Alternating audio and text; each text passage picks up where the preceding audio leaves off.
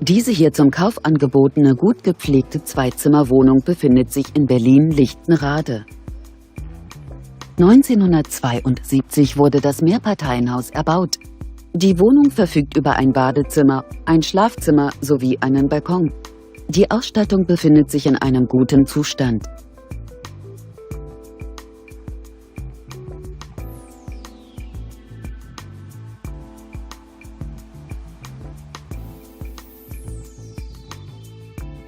Die Etagenwohnung bietet eine Wohnfläche von ca. 65 Quadratmetern.